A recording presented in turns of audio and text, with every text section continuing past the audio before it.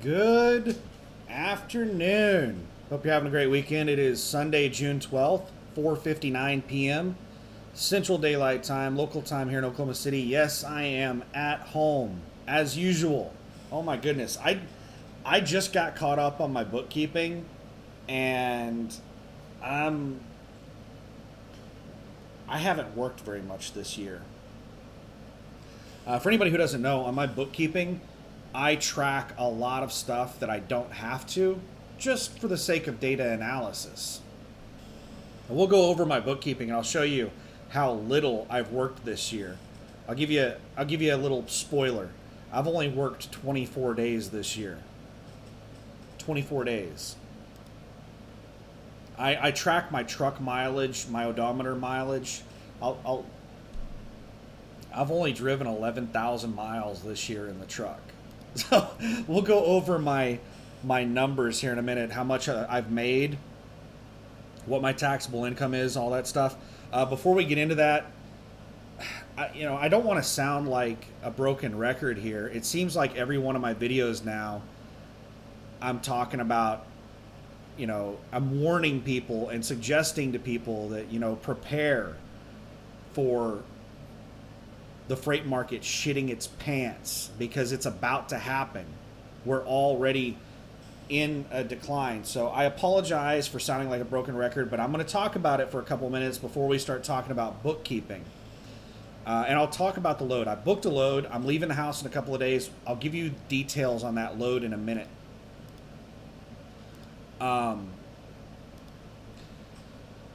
But I don't even like I don't want to spend 3 hours talking about the doom and gloom. There's a lot of things that are happening right now that are negatively impacting the freight market. There's a lot of things going on in the world. There's been a lot of supply chain disruptions with the world food supply. There's been a fertilizer shortage, and a urea shortage worldwide. Urea is like one of the prime ingredients to fertilizer. We also, truckers are familiar with urea because of diesel exhaust fluid. But there's a urea shortage worldwide. There's a fertilizer shortage worldwide. There's just a tremendous amount of supply chain disruptions, food supply disruptions, fossil fuel, disruptions. Just lots and lots of things. So the cost of food has already gone up significantly. I don't really track the cost of food personally myself. I think the cost of food has gone up by about twice. Like, things have doubled in price in the last couple of years.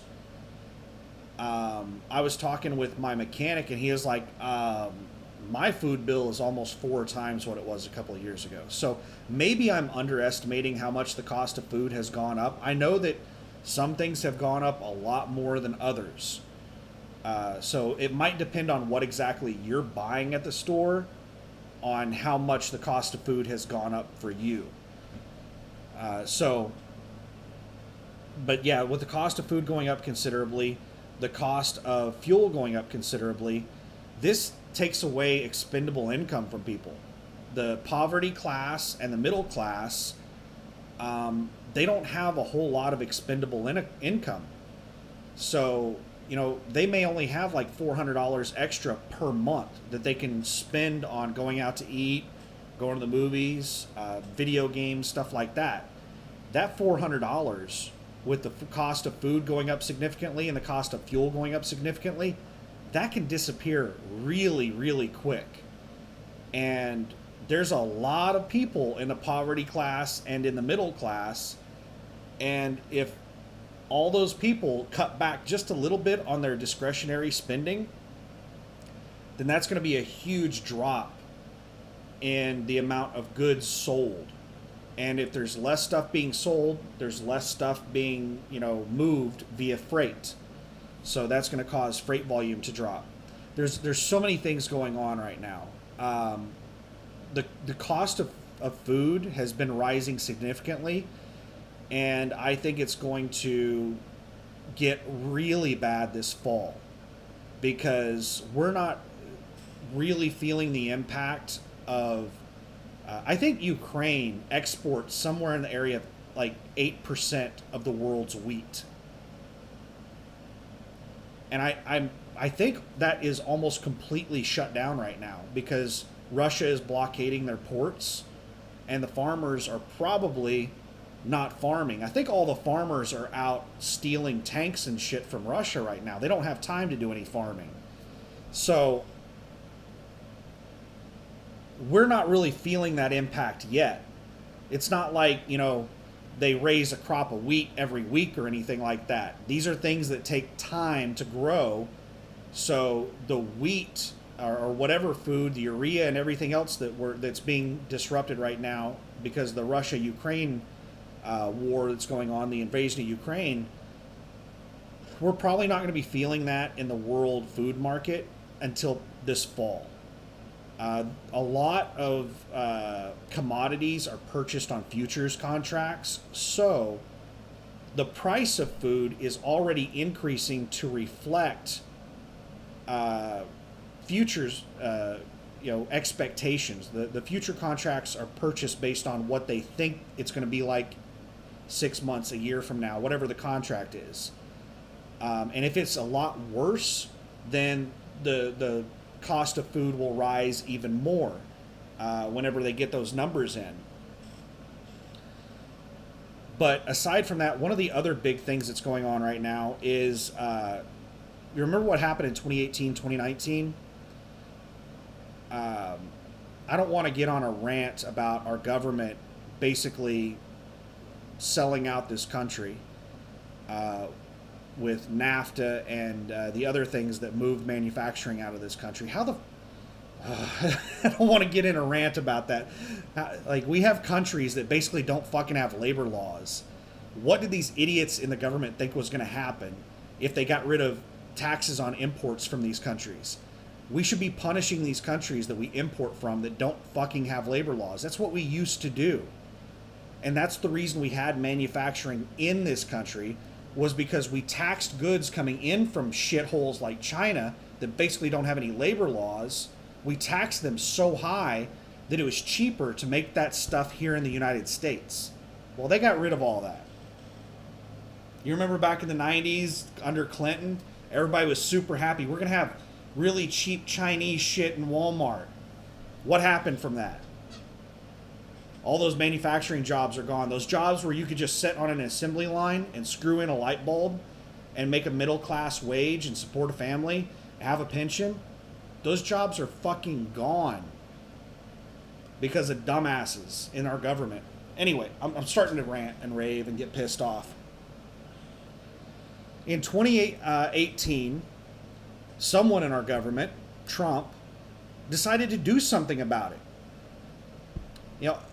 Say what you will about Trump. I agree he was not very presidential. He's a crude person. But if you look at what he actually did in office, not his personality, he did a lot of good for the country. One of the things that he was trying to do was fix the trade imbalance between us and China.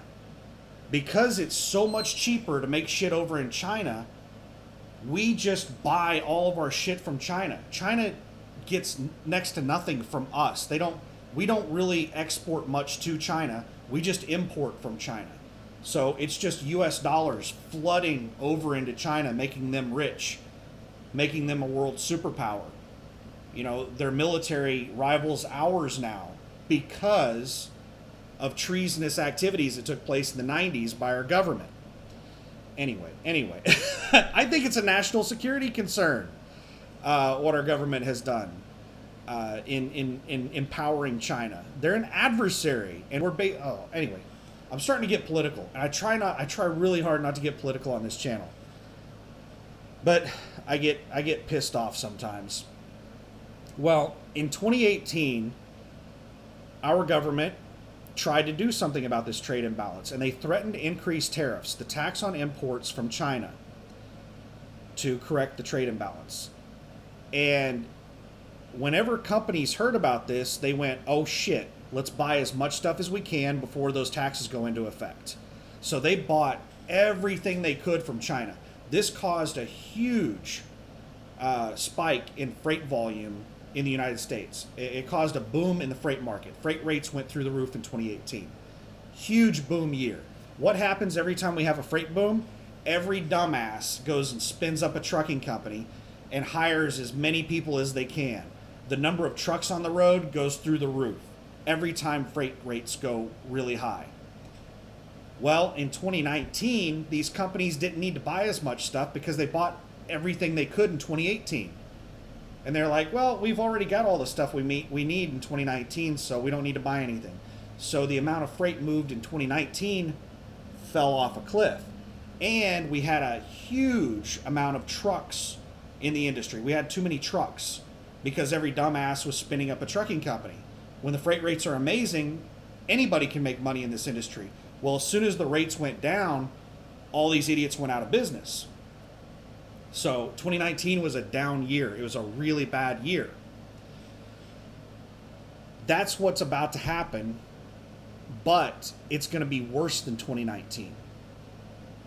We had a massive surge in consumer spending because of stimulus checks, increased unemployment benefits, and a massive surge in wages. We had a wage revolution take place where people refused to work for low wages, and it caused wages to go up rapidly. So the poverty class and the lower middle class had access to a lot more money than normal through stimulus checks, unemployment benefits, and rising wages. So they were buying shit like crazy. And all of these stores, Kmart's and Target's and Lowe's and Home Depot and on and on and on and on, all these companies were just buying as much stuff as they could. We had all these supply chain disruptions, so anytime anything was available, they would just buy as much of it as they could. So we had, all these container ships. You remember all the news about the container ships off the coast from the just massive spike in consumer spending. Well, that consumer spending stopped, and all these companies didn't realize it until it was too late. And they are way oversupplied on inventory.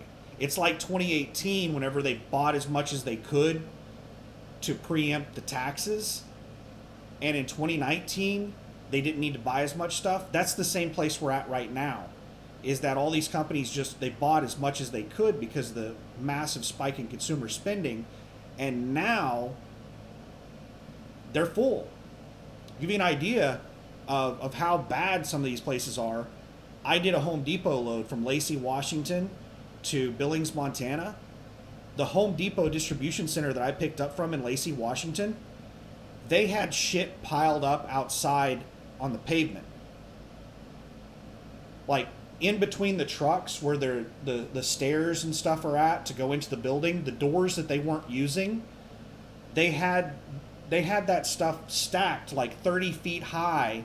They would have crates of lawnmowers and stuff stacked on top of each other in every one of those nooks and crannies that they could, all over that distribution center. The outside was just packed with shit because they couldn't fit it inside the building.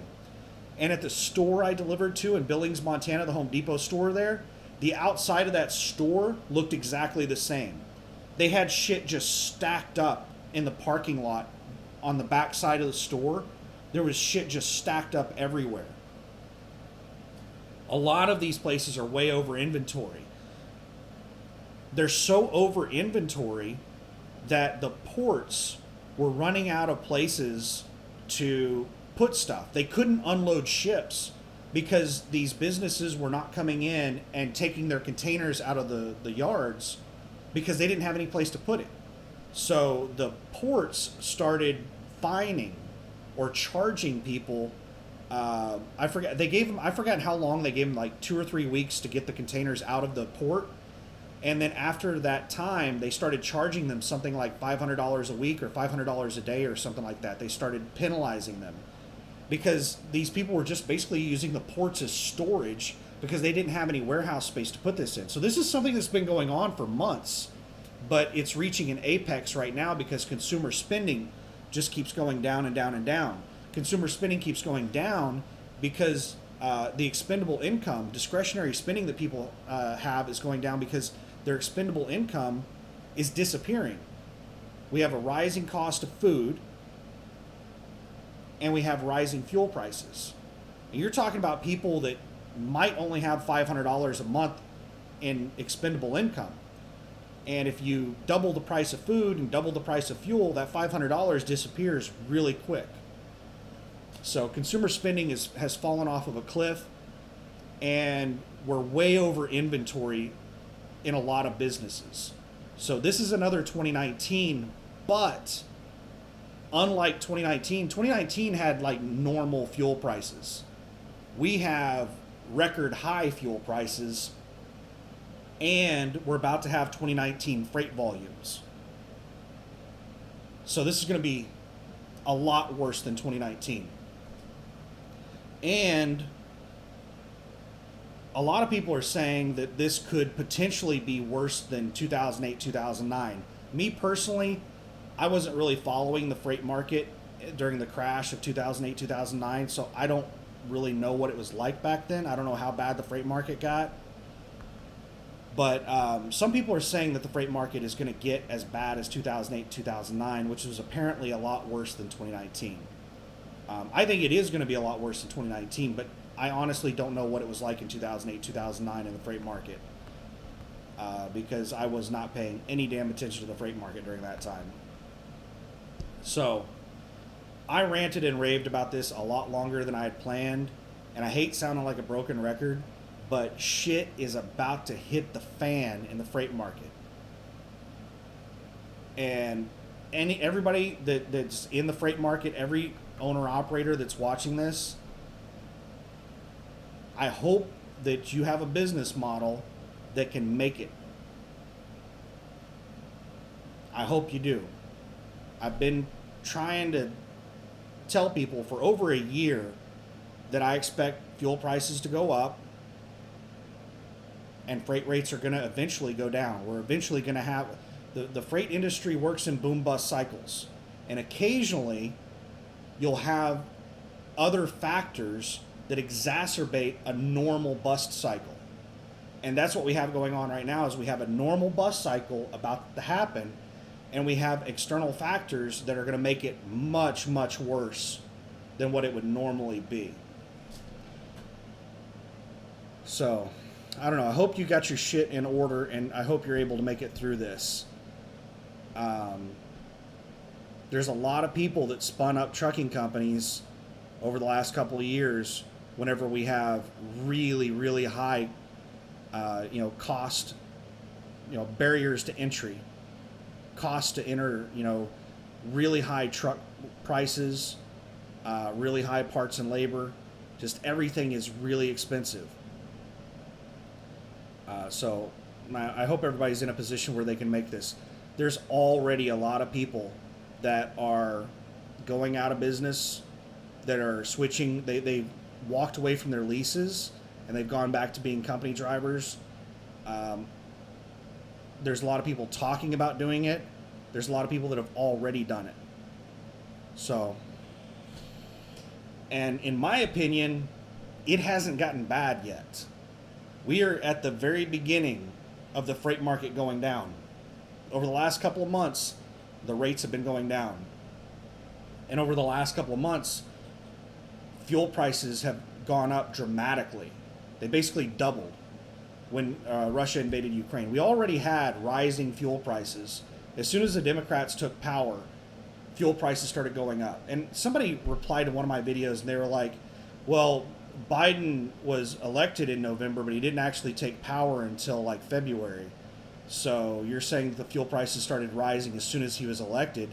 He didn't have anything to do with that. Futures markets. Fuel is purchased in futures markets. A lot of commodities are purchased on futures markets. So if somebody is elected to power today, they will affect fuel prices right now before they actually do anything to affect fuel prices. So if something happens today that doesn't actually affect the supply of fuel for 6 months, it will affect the prices today because commodities are purchased on futures. Most of them are. Anyway, but we had rising fuel costs ever since the Democrats took power in November of, was it 2020? I think it was November of 2020. I think that was it. It was like as soon as they were elected, fuel prices started going up. So we had a steady increase in fuel prices, and then when Russia invaded Ukraine, fuel prices doubled within like a month or two. So there's a lot of things going on right now with fuel prices as high as they are. The last time we were setting record high fuel prices was the crash of 2008, 2009. So the high cost of fuel might lead to another crash similar to 2008, 2009, maybe even worse. But that's theoretical. That's who knows. But the freight market is definitely going on a downhill spiral right now. So I hope you have everything in order for that. Anyway, let's get to my bookkeeping. Let's go take a look at what's going on with me. That was like 21 minutes. I only plan on talking about that for like 5 minutes. So my bookkeeping, how much money have I made so far this year? I'm going to run through the numbers real quick and then I'll go over details. So the total amount I made gross to the truck or gross to the business is $37,817. You know what? I'm going to round these numbers off so that they're a lot easier to understand and a lot easier to say. So I've made about $38,000 gross to the truck. My expenses are about $17,000. My per diem write-off is about $3,800, and my taxable income is $17,000. We're halfway through the year, and these are my numbers. So, how much have I worked this year? Let's go look at. This is where I track how many days I've worked, how many days I've been away from home, and stuff like that. So there have been 163 days so far this year. I've been away from home for 55 of those days, and I've actually worked 23 and a half days. We'll say 24 days. So I'm away from home 34% of the time. I work 14% of the time, and when I'm away from home, I work 43% of the days that I'm away from home. The total mileage that I put on the truck, this is odometer miles. This is not like paid miles or anything like that. This is odometer miles. I have put approximately 11,000 miles on the truck in 6 months. So half the year, I've put about 11,000 miles on the truck, 10,746 miles. So I have not worked very much this year. I've worked about 3 weeks, and I've only driven about 11,000 total miles. 11,000 miles, and I worked 3 weeks in half a year. I need to get out and work more. One of the reasons that I've taken so much time off this year is because of the Russia-Ukraine invasion. I took 2 months off when Russia invaded Ukraine because there was so much volatility in the fuel prices and in the fuel discounts. You know, one day the discount at the TA down here in Oklahoma City would be like 20 cents a gallon, and then the next day it'd be $1.25 a gallon discount. And the fuel prices were fluctuating as well by 50 cents to $1 a gallon within a couple of days. I mean, it was crazy. The fuel prices and the discounts were all over the place. So within a matter of a couple of days, what I would actually be paying for fuel could fluctuate from between $3 and $5. It was just crazy. So I was just waiting for things to stabilize before I went out. So that's one of the reasons my numbers are so low, is because of the Russia-Ukraine invasion. And I just sat at home while I waited for that volatility to stabilize a little bit. But yeah, this is all my bookkeeping. These are all my tax write-offs and all the money that I've made. And I double checked that my numbers were correct by going to Landstar's website, and you can look and see how much Landstar has, according to their records, how much total money you've made revenue wise. And my numbers are exact with their numbers. So yeah, this is it. I have a bunch of data analysis stuff right here. For instance, my revenue per mile. So based on the 10,700 miles I've driven this year and my $37,800 in revenue that I've made, I'm making $3.52 per mile total gross to the truck. And what I'm making on my income per mile, my taxable income of $17,000 this year versus that 10,700 miles, is $1.58 per mile. So that's how much I'm making on my taxable income. So the reason I'm able to take so much time off is because whenever I do work, I make a lot of money. I typically haul really, really, really good loads. And let's talk about that. Let's talk about the load that I just booked. So the load that I just booked is going from Dallas to Seattle, Grand Prairie, Texas to Kent, Washington. It pays around $9,600, $6,400 line haul, $3,500 fuel surcharge. I can't remember the exact amount of fuel surcharge, around $3,500. It is paying like $1.74 a mile in fuel surcharge. It's 2,052 paid miles according to the freight bill. And it's paying like $3,500 in fuel surcharge. So $1.74 a mile in fuel surcharge. Really high fuel surcharge.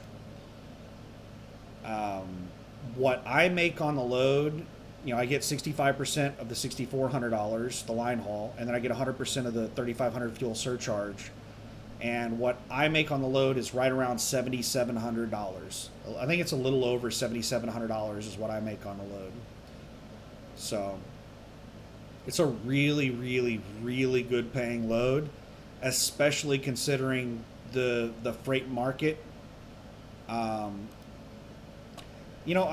would pull up the load board and, we could take a look around the freight market, but it's Sunday afternoon. This is one of the worst times to be looking at the load board because the brokers generally work Monday through Friday, 8 to 5.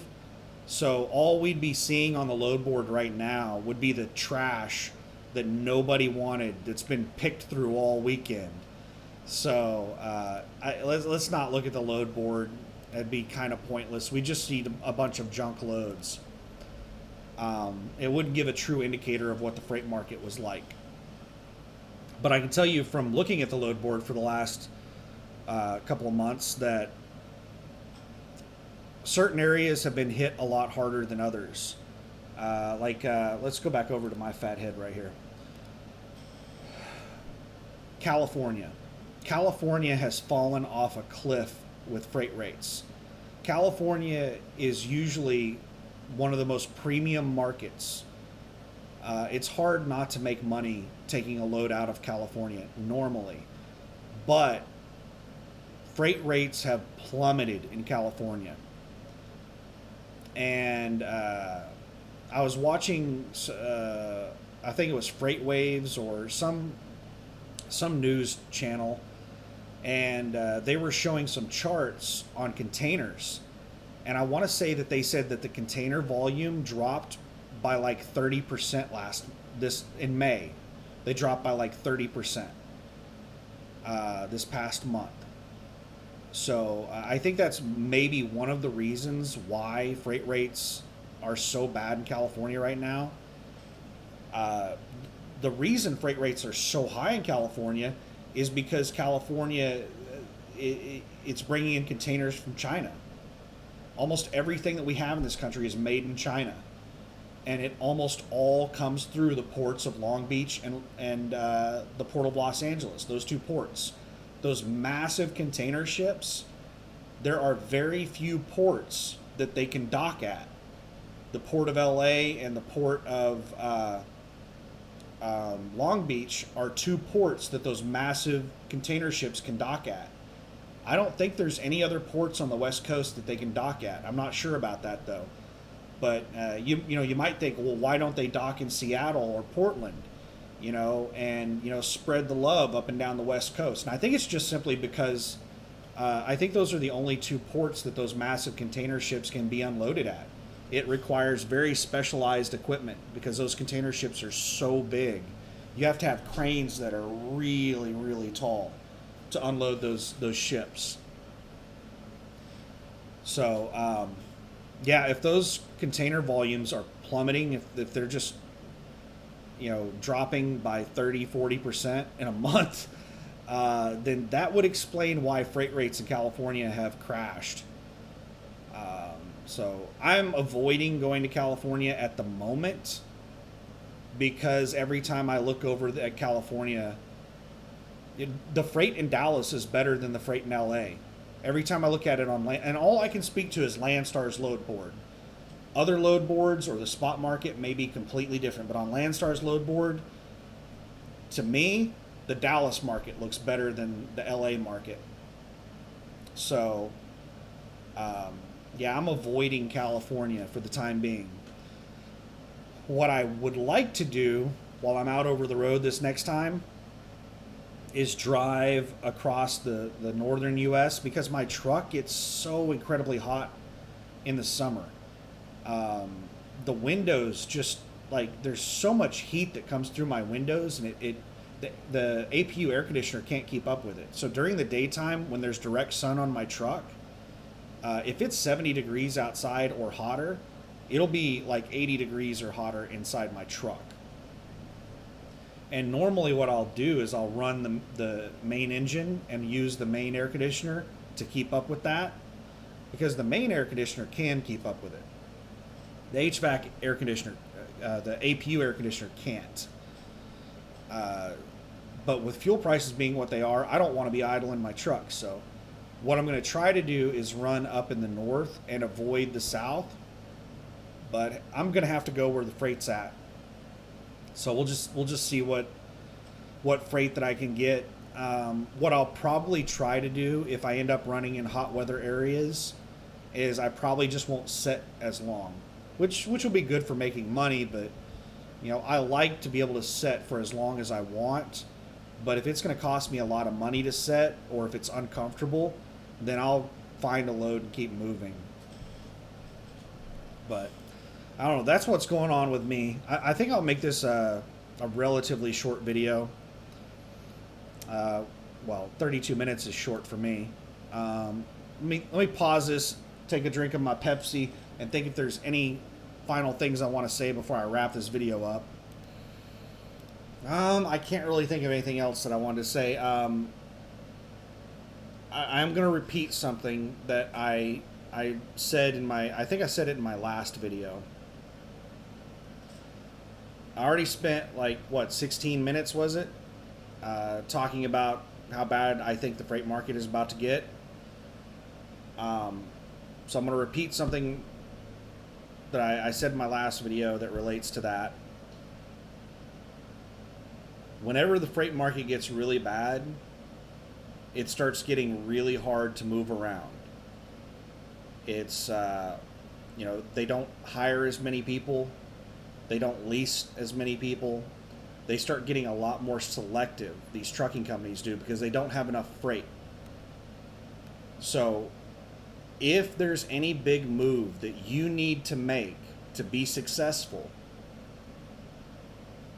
make it before the freight market craps out. Because when the freight market craps out, you may be stuck wherever you're at. If you have an amazing driving record and you have a lot of experience, then you might be able to move at any time, even when the freight market is really bad. But, whenever the freight market craps out, some places, just like Landstar during the lockdowns, they stopped leasing. I don't care how good your record is or how much experience you have or anything. They just stopped leasing during the lockdowns. Transport America stopped leasing. I don't know how many other companies stopped leasing. I don't know how many companies stopped hiring.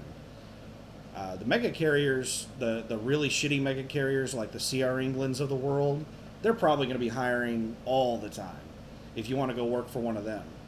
But the good carriers that don't have 100% turnover rates,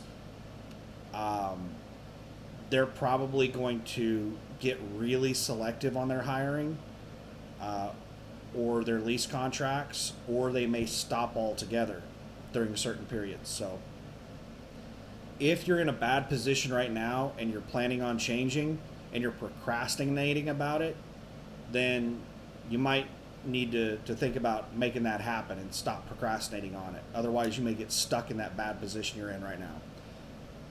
Me personally, being an owner-operator, I have never had my own authority. I've never run off the spot market, so I don't have any experience with that. But I am kind of aware of what the spot market is like, and I think that it's better for me to be leased on to somebody like Landstar where I have access to contract freight.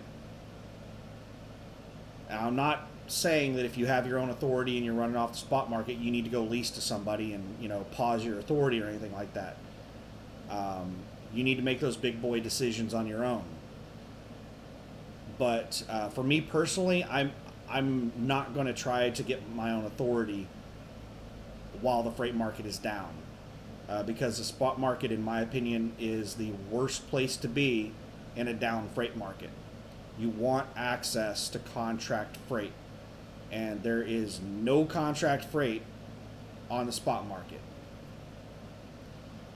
So, yeah, this is where I think I'm in the best place I think I can be to ride out a bad freight market, and it's still going to be bad. Landstar has a lot of trucks.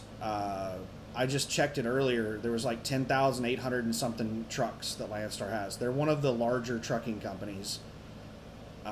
So there's a lot of trucks. And as the amount of freight goes down, there's going to be a lot of Landstar trucks looking for freight. And we'll have to watch that number and see if it drops. I think that the total number of trucks in Landstar's fleet is going to drop significantly over the next 1 to 2 years while the freight market goes down. But we'll have to wait and see. There's a lot of people that are real finicky. Like the very first sign of negativity, they'll quit Landstar. So we'll see how it goes. But yeah, I can't think of anything else to say. I wish everybody the best. And I do hope that a lot of people go out of business. I hate to say it, but we just have too many trucks, and they're suppressing freight rates. So I do look forward to a lot of these bad trucking companies going out of business. I can't guarantee that I'm going to be, staying in business. I think I have a good business model. I think I'm going to be able to survive it, but there's no guarantee. I hope that I'm not one of the bad companies that goes out of business, because I think on the other side of this, once all these companies go out of business, there's going to be a lot less total trucks on the road once all this plays out. So when freight rates do start coming back up, oh my goodness, I think the rates are going to be amazing, because it's harder for people to enter the industry now than it was a few years ago. They passed that regulation where now to get a CDL you have to go through like a certified CDL school. So all of those cheap fly-by-night CDL places that you could easily get a CDL through for real cheap, they're gone, they're done. You can't do that shit anymore. So you're forced to go through either the mega carriers or pay for a CDL school. And the prices for those CDL schools have gone through the roof. And the mega carriers, almost all of them have gotten rid of the free CDL schools. Now they charge you for the CDL schools, and you have to sign a damn contract with them. Like, it's crazy. So, yeah, the barriers to entry into into the trucking um, have gone up. So, with the drug testing, the national database on all that, insurance requirements, all those things, the it's just hard. Everything over the last few years just made it harder and harder and harder to get people into the industry. So, whenever the rates start coming back up on the other side of this, there will be people coming into the industry, and the amount of trucks will go up again, like it always does. But it's going to be a much slower trickle of trucks into the industry. There's going to be a slower expansion of the number of trucks, which is probably going to cause a huge spike in rates. But hopefully World War III doesn't break out between now and then, because it's like, I don't know, man. Times are crazy, man. I don't know if I would prefer to live in like a boring time, or if I would prefer to live now. And like, things are so interesting right now. There's just like how many people live during periods of time that are like this, where there's just like so much shit going on.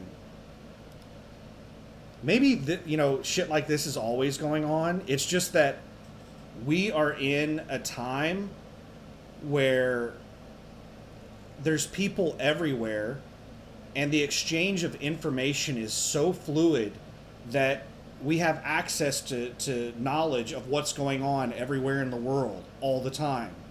So maybe everything is normal.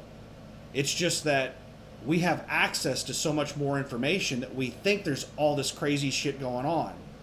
And it's just that we just have access to more information. I don't know. Who knows? But I hope everybody does well, and I don't know. Good luck, and have a good one. I'm gonna go through my list of things, my checklist of all the shit that I need to get done before I leave the house, and make sure that I've got everything done. I think I've got everything. Oh my goodness! One last thing I want to talk about. I am always trying to improve my cooking skills, and I have been trying to figure out how to cook. And I created a new dish that I just made up. I completely made it up. The way that this happened was I was looking online to figure out how to cook chicken. And I was reading up on how to cook chicken to where it's like really juicy and moist and like falls off the bone. Kind of like rotisserie chicken. And from what I read, there's so much bullshit online, but I finally found an article with a recipe that was like low and slow. Cook it at like 200 degrees for 3 hours. And I was like, all right, I'll give it a try. And I did. I cooked a thing of chicken breasts at 200 degrees for 3 hours, and it came out like amazing. And I was like, low and slow, huh? So this gave me other ideas. So I tried cooking pork chops on the stove, and I just covered them up, and I put them on really low heat, like level 1 on the stove, and I cooked them for like an hour. And they came out so good.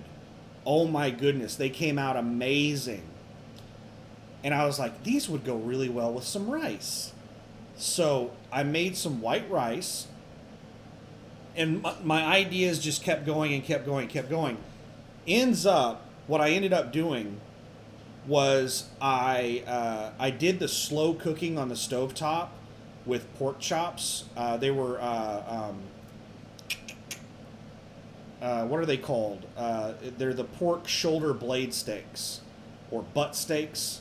The pork butt is the shoulder. Pork shoulder blade steaks.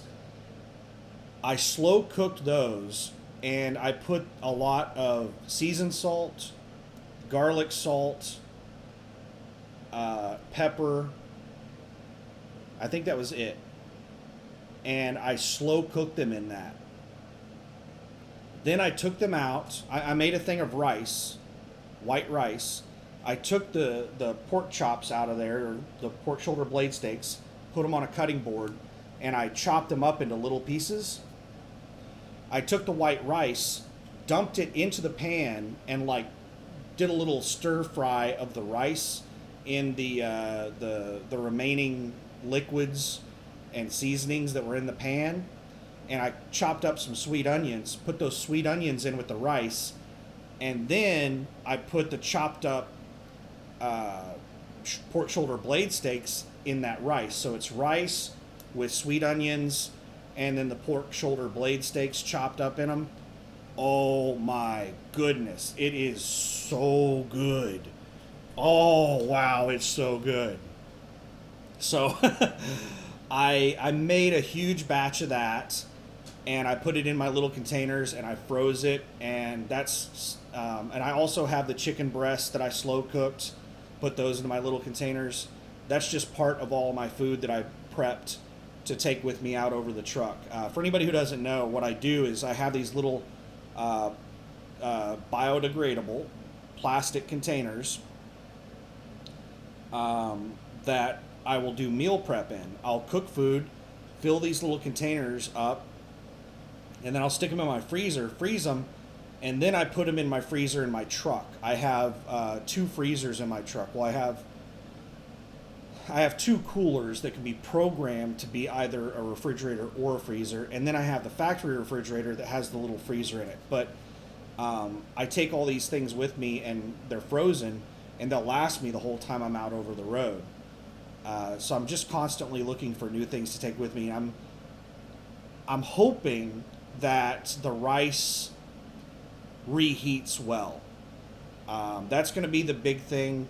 Is we're just gonna have to see how well the rice turns out once it's reheated after it's been frozen. I hope it turns out really well, because oh my goodness, that stuff tastes so good. The chicken breast came out so amazing. All of it came out so incredibly good. So I have oh my goodness, it was amazing. Absolutely amazing. But yeah, I'm really hyped about that. I get excited over little things like that. I'm old. It's like, oh my goodness, I found a new recipe for rice and pork chops. But yeah. Anyway, I hope you're having a great weekend. Best of luck to you, and I hope that the upcoming negativity that I've been talking about in this video, the freight market shitting its pants, I hope that, unfortunately, there's going to be a lot of people that are going to be negatively impacted by it. So that's the reason I've been giving warnings for a long time, is I hope you guys make it through it, and I hope that, you don't go out of business or anything. So best of luck to you. Have a good one. Bye.